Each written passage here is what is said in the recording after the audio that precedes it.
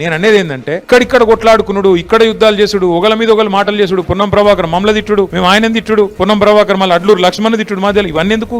Ultimate గా ఏంటంటే రాహుల్ గాంధీ గారు మోడీ గారు వాళ్ళిద్దరికిన కరెక్ట్ గా ఉంటే, వాళ్ళిద్దరికిన కరెక్ట్ గా అనుకుంటే ఒక్కటే ఛాయ్ కప్పు ఛాయ్ తాగే లోపల ఉడిచిపోతుంది పని. దీనికి మనం చేయాల్సింది కార్యక్షేత్రం ఇక్కడ కాదు. ఇక్కడ సరే ఇక్కడ బంద్ మీరు ప్రకటించారు, దానికి మా నైతిక మద్దతు ఇస్తాం, తప్పకుండా మీతో నిలబడతాం. కానీ అసలు కార్యక్షేత్రం ఢిల్లీ. ఆ ఢిల్లీలో ఒక జంతర్ మంతర్ ధర్నాతో కాదు, ఢిల్లీలో ఉండే పార్లమెంట్ సభ్యులు, మీరు కూడా పార్లమెంట్ సభ్యుడు కృష్ణయ్య గారు, మీరు బీజేపీలో ఉన్నారు, మరి మీరు మీ బీజేపీ నాయకత్వాన్ని మీరు కూడా ఒప్పియాలి, మోడీ గారు నొప్పియాలి, మోడీ గారిని అడగాలి. వారు ఓబీసీ స్వయంగా. మీరు ఇన్ని పోరాటాలు చేసిన పెద్దలు, మీరు దయచేసి మీతో ప్రార్థన, యుద్ధం చేయాల్సింది అక్కడ. మాకేమో ఇప్పుడు యుద్ధం చేద్దామంటే కూడా మాకు కత్తి ఇయ్యలే ప్రజలు. రాజ్యసభలో 4 ఉన్నారు, 4 ఓట్లు మీకు మాటిస్తున్న కృష్ణన్న, బిల్లు పెడితే ఆ 4కి 4 ఓట్లు మొదటి ఓట్లు మేమే ఇస్తాం. పార్లమెంట్ లో జరగాల్సిన పనిని మనం ఇక్కడ పంచాయతీ స్థాయిలో, క్షేత్ర స్థాయిలో ఇక్కడ కొట్లాడితే ఎంత చేసినా కంఠశోషణ అవుతుంది. కేసీఆర్ గారి ప్రయత్నం కూడా తెలంగాణ కోసం ఎప్పుడు ఫలవంతమైంది కృష్ణన్న?